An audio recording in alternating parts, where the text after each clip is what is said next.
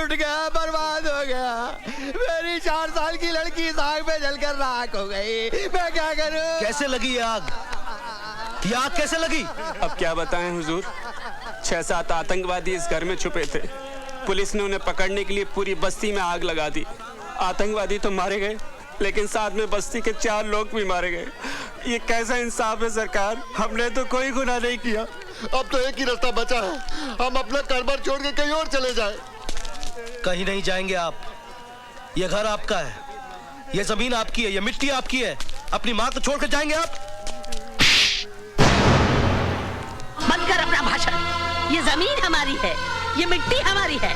अगर ये मिट्टी हमारी है तो हमें यहाँ जीने क्यों नहीं देते चैन से? तू उस वक्त कहा था जब इसी मिट्टी से बने इंसानों को मिट्टी में दफन किया जा रहा था। हमारी आंखों के सामने हमारे अपने जलकर राख हो गए। तूने कभी अपनी औलाद को जिंदा जलते हुए देखा है? मैंने देखा है, मैंने देखा है। अरे एक माँ अपने बच्चे को मरने के बाद भी जलते नहीं देख सकती, और मैंने उसे आए उसके बदले मैं क्यों नहीं मर गई? मैं क्यों नहीं मर गई? माँ जी मुझे मारिए, मुझे और मारिए माँ जी।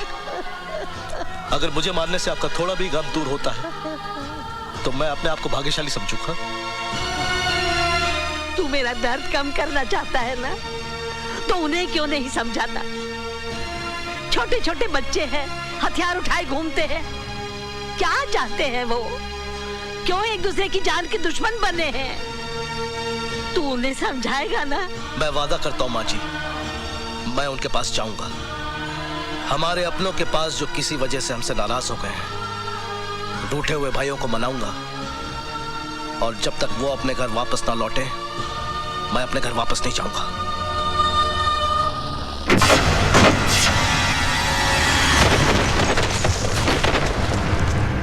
सत्य प्रकाश जी, मेरी राय में इन आतंकवादियों से बात करने या उन्हें हिंसा का रास्ता छोड़ने की सलाह देने से कोई फायदा नहीं होगा। इन्हें गोलियों की भाषा के अलावा और कोई भाषा समझ में आती ही नहीं है। आप अपनी पदयात्रा का फैसला बदल दीजिए। मैं बहुत अच्छे तरीके से जानता हूं कि इन्हें कैसे ठीक किया जाता है। यह हमारा काम है, हमें करने दीजिए। डीआईजी साहब, आपका काम मैं बहुत अच्छी तरह से देख रहा हूं। सारी बस्ती जलकर राख हो गई, 4 मासूमों की जान गई, 7 पुलिस वाले मारे गए, कई लोग घर से बेघर हो गए। दहशत फैली हुई है चारों तरफ। सत्य प्रकाश जी, 6 आतंकवादियों को हमने मार गिराया है। यह शायद आपको मालूम नहीं है। आज के हादसे के बाद 50 आतंकवादी और पैदा होंगे, यह शायद आपको मालूम नहीं। तो आप ही बताइए हम क्या करें? आप कुछ नहीं करेंगे, जो करना है हम करेंगे, क्योंकि यह देश हमारा है, यह जनता हमारी है। क्या ये सच है कि देश की शांति के लिए आप पदयात्रा शुरू करने जा रहे हैं? हाँ। सर, आपको लगता है इससे सुधार होगा? किसी न किसी को तो कोशिश करनी होगी। लेकिन सर, इसमें आपकी जान को भी खतरा हो सकता है। कल किसने देखा है? सर, क्या आपको विश्वास है कि आतंकवादी आपकी बात मानेंगे और आत्मसमर्पण कर देंगे? एक विश्वास ही तो है मेरे पास। अगर एक भी आतंकवादी आत्मसमर्पण करता है, मैं अपने आप को भाग्यशाली समझूंगा।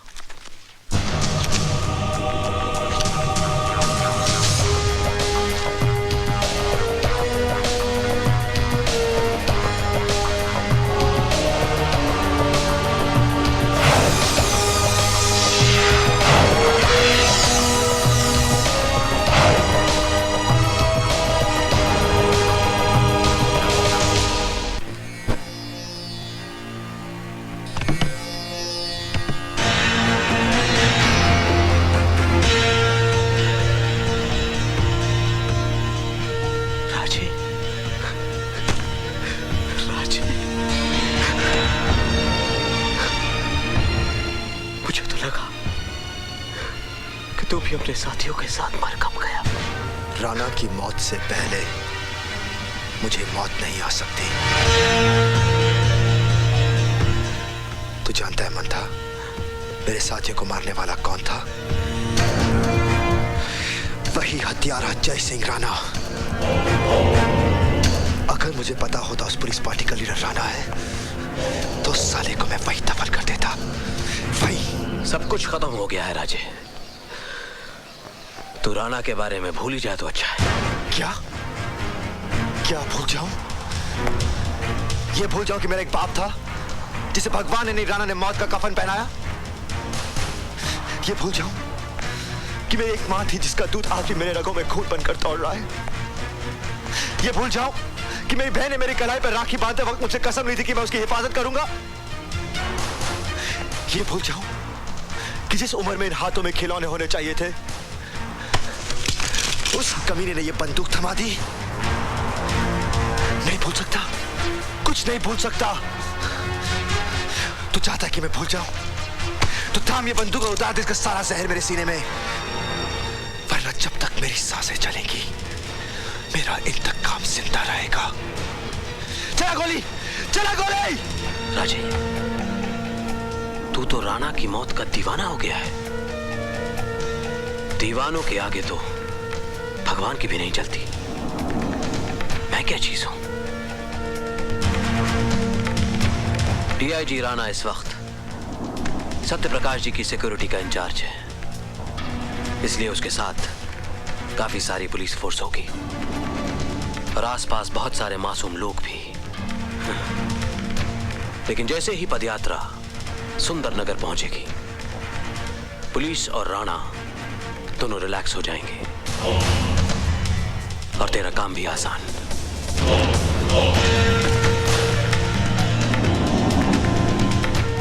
ये बैंक के लूट के पैसे, मैं असले की डिलीवरी का बंदोबस्त सुंदर नगर में ही करता हूं। और हाँ, मैं तुझे एक चिट्ठी भी दूंगा दयाशंकर के नाम पे, वो तेरे रहने का बंदोबस्त कर देगा।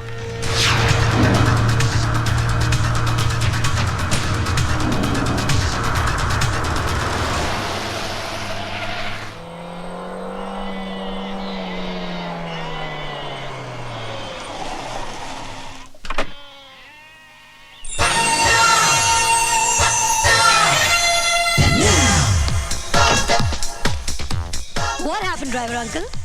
बेबी, पेट्रोल का पाइप फट गया। Oh, great! You had it already. Woo! मैं कुछ समझा नहीं बेटी। मेरा मतलब है आप कार ठीक करा के घर चले जाना, मैं किसी लिफ्ट लेके घर आ जाऊंगी, okay? Lift? Yo, where there's a will, there's a way, and there comes the bus. Woo! Hey, stop the bus, man! Hey, stop! Oh, sorry. Excuse me, can I? Please, आप जरा धर्मेंद्र से जितेंद्र हो जाएंगे? I mean, highway से Subway, please, okay? Thank you.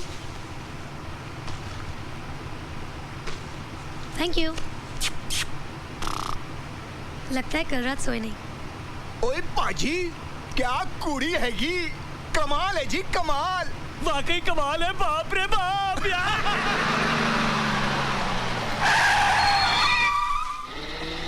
ओए पाजी, आज नसीब बहुत चंगा हैगा, एक और आ गया। अबे नसीब तेरे फूटे हुए, वो पेट से है। आप प्लीज मेरे सीट पे बैठ जाइए। Thank you. कमाल है, मैं बैठ जाता हूँ, मैं बैठ जाता हूँ। जा। ये सीट इसलिए खाली की कि बहन जी आप बैठ सके, और आप? हाँ माँ, मैं ओ मेरे मलाई दी Tonio. Idiots! Don't you have any respect for women? ओए अपर जपर ना कर, वरना अभी जोगन बना दूंगा। अगर तुझे इतना ही है तो बैठ जा मेरी गोद में। अरे पेट से आंटी है ना, बिठा ले इसको साइड में। क्यों भैया?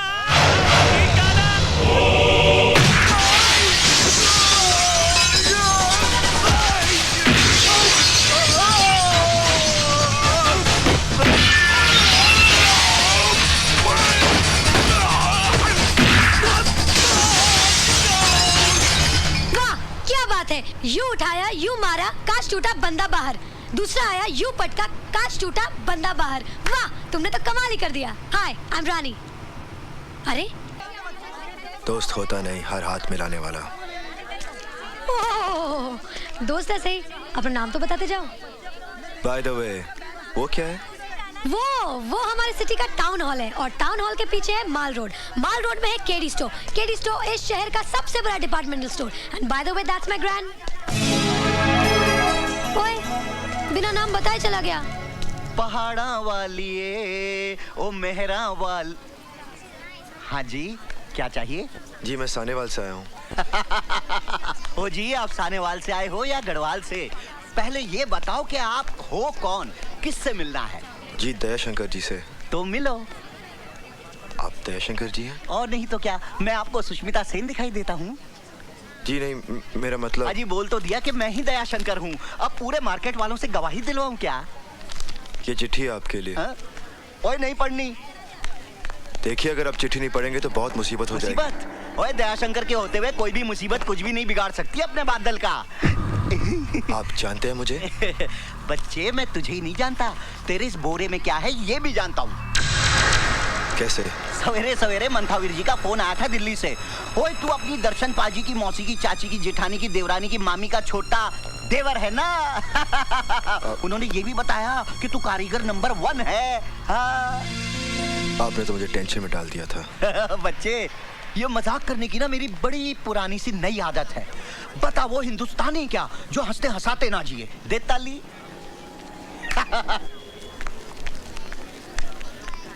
चोर चोर चोर चोर!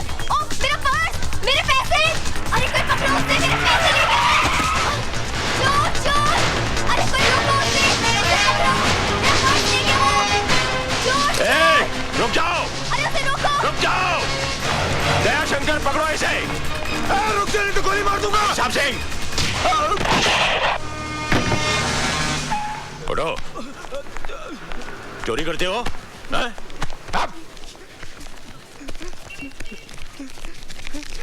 बस सिर्फ इतने से रुपयों के लिए? साहब, ये मेरा पर्स है, मेरे पैसे। आपका पर्स है ये? जी साहब। ठीक है, आप जाइए। Thank you very much. Thank you. क्यों बे? मैं चोर नहीं हूँ सर, मैं चोर नहीं हूँ। हर चोर पकड़े जाने के बाद यही कहता है कि मैं चोर नहीं हूँ। नहीं सर, मेरे एग्जाम फी की आज आखिरी डेट है सर, उसकी फीस जमा करानी थी सर। अगर सर आज फीस जमा नहीं कराओगे तो मेरा भविष्य तबाह हो जाएगा सर। कितनी फीस है तुम्हारी? 1200 रुपए सर। साहब सिंह, छोड़ दो इसे। ये लो और सीधे कॉलेज जाओ, समझे? बस बस बस, ठीक है ठीक है। हाँ जाओ। सुनो, जिंदगी के इम्तिहान में उठने के लिए कभी भी अपने आप को मत गिराओ, समझे? जाओ। साहब जी, आपने उसे छोड़ दिया। उसे तो सजा देनी चाहिए थी ताकि दोबारा वैसी हरकत ना कर सके। सजा इंसान के माथे पर मोहर लगा देती है कि वो चोर है, और उसके बाद वो बड़ा गुनहगार बन जाता है। साहब सिंह, हमारे हिंदुस्तानी बच्चे बंदूक की गोली से नहीं बल्कि मीठी बोली से मर जाते हैं। I am sorry sir. शाबाश, आज तुमने एक बेगुनाह की जान ही नहीं बचाई बल्कि एक पुलिस ऑफिसर को गुनाह करने से बचा लिया है। Thank you. तुम्हें पहले कभी देखा नहीं? जी भाई साहब, ये अपना ही बच्चा है, अपने गांव का। सानेवाल का? हाँ जी, दरअसल ये मेरे बड़े दूर का रिश्तेदार है। वो अपने हरनामों का देवर। हाँ? हाँ, मगर पिछले 10 सालों से अपने गांव का होकर रह गया है। अब हाथ पैर निकल आए हैं ना, तो काम के वास्ते इधर आ गया। दिन भर दुकान में काम करेगा, फिर पैर फैलाकर यहीं सो जाएगा। Very good. सानेवाल जी। ओए दयाशंकर। जी भाई साहब। तू कहाँ का रहने वाला है? आपके गांव सानेवाल का। और ये लड़का कहाँ से आया? ये भी सानेवाल से आया है। सॉरी यार, जब तू मेरे घर में रह सकता है तो ये क्यों नहीं रह सकता? भाई साहब, बात तो अपने बड़े पति की है। 2 ताली। हाँ भाई, बढ़िया। चल सामान उठा अपना और आजा। जी मैं। जी क्या? हाँ? नाम क्या तेरा? जी बादल। बादल? ओए, इतना बड़ा बादल होकर शर्म से सिमट क्यों रहा है तू? चल आजा आजा आजा। चल चल, ले सामान ले।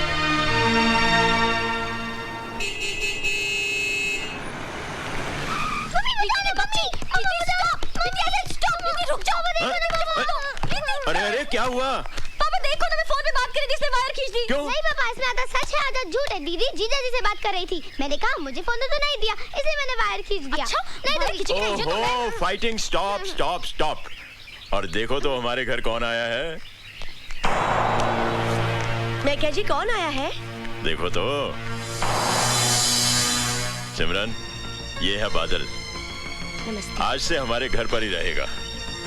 और बादल, ये है हमारी बड़ी बेटी सोनी। हेलो। फाइनल ईयर में पढ़ रही है। थोड़े ही दिनों में शादी करके अपने घर चली जाएगी। हमें छोड़कर। पापा लेकिन मैं इस घर को इतनी जल्दी छोड़कर नहीं जाऊंगी क्योंकि अभी तक मैं सिर्फ 6th स्टैंडर्ड में हूँ। बाय द वे मेरा नाम है Manpreet, but you can call me Preeti. Central school में पढ़ती हूँ और कंप्यूटर सीख रही हूँ। आपको कंप्यूटर आता है? नो प्रॉब्लम, मैं सिखा दूंगी, लेकिन एक शर्त पर। आपको मुझसे दोस्ती करनी पड़ेगी ही मैन।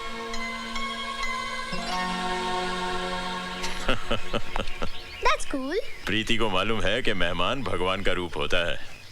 मुझे तो शैतान नजर आता है। चुप कर। आओ जी, वेलकम जी, वेलकम वेलकम जी आयनू। क्यों, कैसा लगा घर? अच्छा है, लेकिन का क्या मतलब? जी मैं गैरेज में रहूं तो अच्छा होगा। क्यों, इस घर में क्या बुराई है? अच्छा खासा बंगला है, बढ़िया खाना और सारा ऐशो आराम है। और सबसे बड़ी बात तो ये है कि इतने बड़े पुलिस अफसर के घर में न चोरी की चिंता, न रहने का डर। ऊपर से शहर के लोग इज्जत अलग से करेंगे। ओ पुत्र, मैं तो कहता हूँ कि पूरे सुंदर नगर में इससे बढ़िया ठिकाना तो हो ही नहीं सकता जीने के लिए। दे ताली। घर में एक जवान बेटी है और आप एक अजनबी को उठाकर घर में ले आए। ओए सोनिए, वो अजनबी नहीं है, वो दया शंकर का रिश्तेदार है। और सबसे बड़ी बात तो ये है कि वो उसी गांव से आया है जहां मैं पैदा हुआ हूँ। अच्छा, तो पूरा गांव ही उठाकर घर में ले आओ। मैं अपनी बेटियों को लेकर मायके चली जाती हूँ। ओए मेरी हिटलर नहीं है तू।